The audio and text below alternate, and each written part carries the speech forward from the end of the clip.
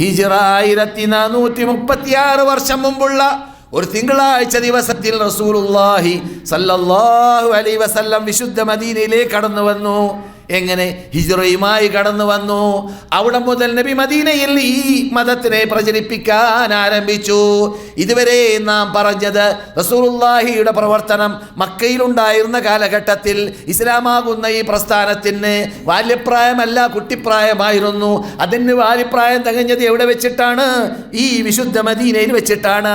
ഈ വിശുദ്ധ മദീനയിലേക്ക് റസൂലുള്ളാഹി സല്ലല്ലാഹു അലൈഹി വസല്ലം കടന്നു വന്നപ്പോൾ അവിടെയാണ് പരിപൂർണ ഇസ്ലാം ആകുന്നതായ നാട്. എവിടെ? ഈ മദീന. അതുകൊണ്ട് ഈ മതം പരിപൂർണമായി എന്ന ആയത്ത് ഇറങ്ങിയത് അറഫയിലാണ്. എങ്കിലും എവിടെ ഇറങ്ങിയ ആയത്തായിട്ടാണ് ഖുർആനിന് തർത്തീബ് അനുസരിച്ച് മുസ്ലിം ലോകം ഗണിച്ചത്? മക്കിയാണോ മദീനയാണോ? മദീന. എന്തേ? മദീനയിലേക്ക് റസൂൽ വന്ന ശേഷം ആണ് ഇറങ്ങിയത്. അതുകൊണ്ടാണ് അതിൽ അല്യൗമ റസൂൽ മദീനയിലേക്ക് വന്ന ശേഷം 23 വർഷത്തോളം പ്രബോധനം ചെയ്ത ശേഷം ഈ ഇസ്ലാമാകുന്ന വിശുദ്ധ പ്രസ്ഥാനത്തെ ഇതിൻ്റെ യഥാർത്ഥ രൂപങ്ങൾ പ്രചരിപ്പിച്ച ശേഷം, മനസ്സിലാക്കി കൊടുത്ത ശേഷം, ഇതുവരെ നിങ്ങൾ ഇത് കാട്ടിയിരുന്നു, ഇനി കാട്ടരുത്, ഇതുവരെ നിങ്ങൾ ഇത് ചെയ്തിരുന്നു, ഇനി ചെയ്യരുത്. പണ്ട് അതിൽപ്പെട്ടതാണ് കള്ള്, ഹറാമാക്കി. അത് പലിശ ഹറാമാക്കി. ഞാൻ ആദ്യം എൻ്റെ കുടുംബത്തിൽ നിന്നിട്ട് ഹറാമാക്കുന്നു അറഫയിൽ. ഇന്ന അർബ റിബ റിബ അബ്ബാസ് ഇബ്നു അബ്ദുൽ മുത്തലിബ് റസൂലുള്ളാഹി. ഓരോ ഹറാമായക്കാൻ എത്രത്തോളം സിയാറത്തുൽ ഖബർ വരേക്കും. അലാ, ഇതുവരെ ഞാൻ ഖബർ നിങ്ങളോട് സിയാറത്ത് പാടില്ല എന്ന് പറഞ്ഞിരുന്നു. മുമ്പ് പറഞ്ഞത് നമ്മളറിയില്ല, ആ പറഞ്ഞ വാക്കിൽ നിന്നാണ് അറിയുന്നത്. നിങ്ങളോട് റസൂലുള്ളാഹിന്റെ ശൈലി അങ്ങനെയാണ്. മുസ്ലിമിലാണ് ഹദീസ്, കുന്തു നഹൈതുകും അൻ സിയാറത്തുൽ ഖുബൂർ, ഖബർ സന്ദർശനം അനുവദനീയമല്ല എന്ന് നിങ്ങളോട് ഞാൻ പറഞ്ഞിരുന്നു. അപ്പോൾ ആദ്യം എന്തായിരുന്നില്ല? അനുവദനീയമല്ല. റസൂലുള്ളാഹിന്റെ വാക്കാണത്. എന്തേ? പറയേണ്ട ആവശ്യമില്ല. നിങ്ങളോട് അന്ന് ഖബർ സിയാറത്ത് ചെയ്യാൻ പറഞ്ഞാൽ കണ്ടത് കേട്ടത് പൂജിക്കുന്ന ആളാണ്. അവിടെയും വിളിച്ച് പ്രാർത്ഥിക്കും, ഇവിടെയും വിളിച്ച് പ്രാർത്ഥിക്കും. അതിലും ബർക്കത്തുണ്ടെന്ന് മനസ്സിലാക്കും, ഇതിലും ബർക്കത്തുണ്ടെന്ന് മനസ്സിലാക്കും. അങ്ങനെയുള്ള കാലഘട്ടമായതുകൊണ്ട് റസൂലുള്ളാഹി സ്വല്ലല്ലാഹു അലൈഹി വസല്ലം എന്ത് ചെയ്തില്ല? ഖബർ സന്ദർശനം അനുവദിച്ചില്ല, വിരോധിച്ചു. എന്തേ? പണ്ട് തന്നെ പിഴച്ചവർ പിഴച്ചത് മരിച്ചവരെ ആരാധിക്കലിലൂടെയും മരിച്ചവരെ വിളിച്ച് പ്രാർത്ഥിക്കലിലൂടെയുമാണ് എന്ന് നമുക്ക് ബുഖാരി സ്ഥാപിച്ചിട്ടുണ്ട്. ഇവിടെ പ്രശ്നം എവിടെയാണെന്ന് അറിയാമോ?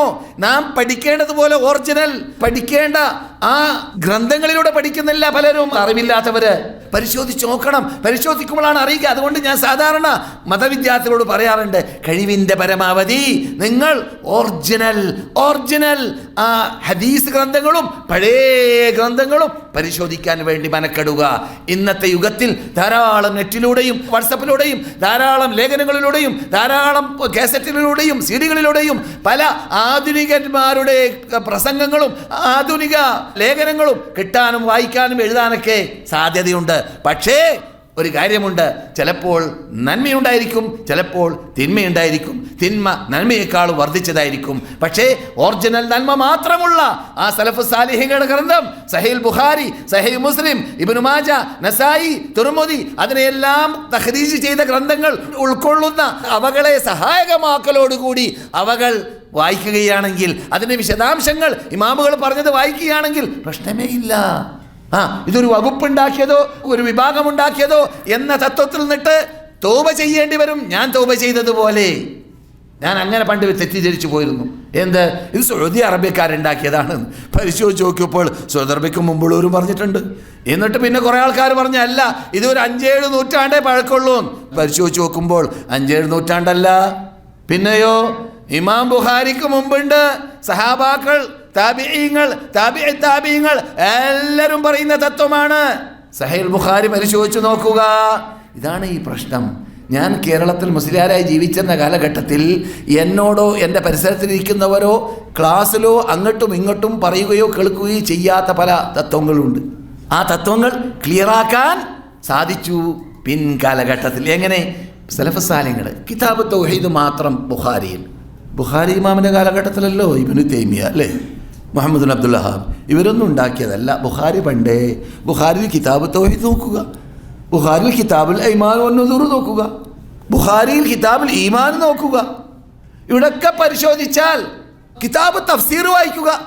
ഞാനതാണ് എൻ്റെ കഴിവിൻ്റെ പരമാവധി അള്ളാഹുവിൻ്റെ തൗഫീഖോടുകൂടി മദീന യൂണിവേഴ്സിറ്റിയിൽ ഞാൻ പഠിക്കാൻ വേണ്ടി ആരംഭിച്ചിടം മുതൽ ഞാൻ ഉൾക്കൊണ്ട തത്വം, ഇവിടെ മദീനത്തും മക്കത്തുമുള്ള പണ്ഡിതന്മാർ ഉപദേശം നൽകാറുള്ള ഉപദേശം ഞാൻ ഉൾക്കൊണ്ടു. അതെന്താണ്? സലഫുസ് സാലിഹ്യങ്ങളുടെ ഗ്രന്ഥങ്ങൾ വായിക്കുക, ഇമാം അഹ്മദ് റഹ്ബലിന്റെ ഗ്രന്ഥങ്ങൾ വായിക്കുക. ഇമാം അബൂ ഹനീഫക്ക് ഫിഖ്ഹുൽ അക്ബർ എന്ന ഗ്രന്ഥമുണ്ട്. തൗഹീദിൽ അദ്ദേഹം ഗ്രന്ഥം രചിച്ചിട്ടുണ്ട്. തൗഹീദിൽ പണ്ട് തന്നെ നമ്മുടെ ഇമാമുകൾ ഗ്രന്ഥം രചിച്ചിട്ടുണ്ട്. ഇമാം ഇബ്നു ആസിമിന്റെ ഗ്രന്ഥമുണ്ട്, ഇമാം ഇബ്നു മന്ദയ്ക്ക് ഗ്രന്ഥമുണ്ട്, ഇമാം ഇബ്നു ഹുസൈമയ്ക്ക് ഗ്രന്ഥമുണ്ട്. ഇവരൊക്കെ 1, 2, 3 നൂറ്റാണ്ടുകൾ ജീവിക്കുന്നവരാണ്. സുബ്ഹാനല്ലാഹ്. അവരൊക്കെ പിന്നെന്താണ്, ഇമാം ഇബ്നു തൈമിയെ പോലെ അവർ ചർച്ച ചെയ്തില്ല. എന്തുകൊണ്ട്? രോഗം എപ്പോൾ ഉണ്ടാകുന്നു അപ്പോഴാണ് ചികിത്സ ചെയ്യേണ്ടി വരിക. രോഗങ്ങൾ അള്ളാഹു അല്ലാത്തവരെ വിളിച്ച് പ്രാർത്ഥിക്കുക എന്ന തത്വം ഷിയാക്കളാണ് ആദ്യം ഉണ്ടാക്കിയത്. തീയതി പരിശോധിച്ച് നോക്കുക. ഞാൻ ഡോക്ടറേറ്റിന് വേണ്ടി പഠനം നടത്തിയതായ അൽ ഇമാം അഹമ്മദ് ബിൻ ഇസ്ഹാഖ് അലബി എന്ന ഗ്രന്ഥകർത്താവ്, 13 വാല്യമാണ് അദ്ദേഹത്തിൻ്റെ ഗ്രന്ഥം. അത് ഞാൻ അയർലൻഡിൽ നിന്നിട്ടും അതുപോലെ മൊറോക്കോയിൽ നിന്നിട്ടും അതുപോലെ തുർക്കിയിൽ നിന്നിട്ടും അതുപോലെ ഈജിപ്തിൽ നിന്നിട്ടും ഒരു കോപ്പി മദീനയിലുള്ള മഹ്മൂദിയ ലൈബ്രറിയിൽ നിന്നിട്ടും അങ്ങനെ ശേഖരിച്ചിട്ട് പരിശോധന നടത്തിയപ്പോൾ അത് സുബ്ഹാനല്ലാഹ്, ഹാഫിദ് ഇബ്നു ഹജർ അസ്ഖലാനിയൊക്കെ 8-ാം നൂറ്റാണ്ടിൽ ജീവിച്ച ആളാണ്. 8-9 നൂറ്റാണ്ടിൽ ജീവിച്ചവരും അതുപോലെ അവർക്ക് ശേഷമുള്ള സുയൂത്തി ഇമാമും അതുപോലെ തന്നെ 5-ാം നൂറ്റാണ്ട് മുതൽക്കുള്ളവരെല്ലാം കോട്ട് ചെയ്യുന്നതായിട്ട് കാണുന്നു ഇമാം സഅലബിയുടെ തഫ്സീറിൽ നിന്നിട്ട്. അതുകൊണ്ട് തന്നെയായിരുന്നു ആ പുസ്തകം ഞാൻ സെലക്ട് ചെയ്യാൻ കാരണം. 13 വാല്യത്തിലുള്ള 4000-ഓളം വരുന്നതായ പേജുകൾ പരിശോധിച്ചിട്ട് അത് മദീന ഇസ്ലാമിക് യൂണിവേഴ്സിറ്റിയിൽ അതിനെക്കുറിച്ചുള്ള പഠനം സമർപ്പിച്ചിട്ടാണ് ഈ സാധു ഡോക്ടറേറ്റ് എടുത്തത്. ഞാൻ പറഞ്ഞു വരുന്നത്, ആ ഗ്രന്ഥം പരിശോധിച്ചപ്പോൾ തന്നെ അള്ളാഹു അല്ലാത്തവരോട് ചോദിക്കരുത്, അള്ളാഹു അല്ലാത്തവരോട് പ്രാർത്ഥിക്കരുത് എന്ന ആ ധ്വനി അപ്പോൾ തന്നെ കാണാൻ സാധിച്ചു. അപ്പോൾ രോഗം അന്ന് ആരംഭിച്ചിട്ടുണ്ട് ഷിയാക്കളിലൂടെ എന്നതുകൊണ്ടാണ്. പക്ഷെ ഖുർആൻ പിന്നെ നമുക്ക് അള്ളാഹ് തന്ന വിവേകവും ബുദ്ധിയും ഉപയോഗിച്ചുകൊണ്ട് നാം എന്താ കാട്ടേണ്ടത്? അറഫയിൽ വെച്ചിട്ട് റസൂലുള്ളാഹ് നമുക്ക് ഏൽപ്പിച്ച 2 സാധനമുണ്ട്. എന്തൊക്കെയാണ്? ഖുർആനും സുന്നത്തും. അത് നമ്മുടെ മുമ്പിൽ ഉണ്ടായിരിക്കവേ നാം എങ്ങനെയാണ് പഠിക്കേണ്ടത്? വ്യക്തിയിൽ നിന്നിട്ടല്ല. ومن الناس من يتخذ من دون الله أندادا يحبونهم كحب الله والذين آمنوا أشد حبا لله. ഈ ആയത്തിന്റെ വിശദീകരണം ബുഖാരിയിൽ, സഹീഹ് ബുഖാരി മറിച്ച് നോക്കുക, 4497 നമ്പർ ഹദീസ് സഹീഹ് ബുഖാരിയിൽ. ആ ആയത്തിന്റെ വിശദീകരണത്തിൽ ഇത് ഇബ്നു തൈമിയ്യ പറയല്ല, ഇതൊരു പ്രത്യേക വകുപ്പ് പറയല്ല, പ്രത്യേക ഗ്രൂപ്പ് പറയല്ല. ബുഖാരി, സഹീഹ് ബുഖാരി. ഇത് സുബ്ഹാനല്ലാഹ്, ഒരു സഹോദരൻ കേരളത്തിൽ നിന്നിട്ട് വന്ന് അദ്ദേഹം പറഞ്ഞു പോയി എന്നോട്, ഈ തൗഹീദ് നിങ്ങൾ ഉണ്ടാക്കിയതാണ് മൗലവി. സുബ്ഹാനല്ലാഹ്. അപ്പോൾ പിന്നെ ഞാൻ അയാളുടെ അറിവ് കേട് മനസ്സിലാക്കി. തൗഹീദ് എന്നുള്ള പദം ഖുർആനിൽ 91 തവണ കാണുന്നുണ്ട്. തൗഹീദ് എന്നുള്ള അതേ പദം, ഏകൻ, അവനെ മാത്രം, അവനോടല്ലാതെ പാടില്ല എന്നുള്ള തത്വം. റസൂലുള്ളാഹി സ്വല്ലല്ലാഹു അലൈഹി വസല്ലം ബുഖാരിയിലും മുസ്ലിമിലുള്ള ഹദീസിൽ ഹജ്ജ് ആരംഭിച്ചപ്പോൾ എന്താ ജാബിർ പറഞ്ഞത്? ഫബദഅ ബിത്തൗഹീദ്, റവാഹുൽ ബുഖാരി. ലബ്ബൈക് അല്ലാഹുമ്മ ലബ്ബൈക്, ലബ്ബൈക് ലാ ശരീക ലക ലബ്ബൈക് എന്ന തൽബിയത്ത് കൊണ്ട് റസൂലുള്ളാഹി ഹജ്ജും ഉംറയും മദീനയിലുള്ള നാം പറയുന്നതായ ദുൽഹുലൈഫയിൽ നിന്നിട്ട് ആരംഭിച്ചപ്പോൾ ജാബിർ റിപ്പോർട്ട് ചെയ്യുന്നു ബുഖാരിയിൽ, എന്ത്? ഫബദഅ ബിത്തൗഹീദ്, തൗഹീദ് കൊണ്ട് ആരംഭിച്ചു. മനസ്സിലായില്ലേ? അപ്പോൾ നാം ഉണ്ടാക്കുന്നതല്ല, നാം പറയുന്നതല്ല, പിന്നെയോ പണ്ട് തന്നെ ഉള്ളതാണ്. ഏത്? ഏകദൈവ വിശ്വാസം എന്നത്.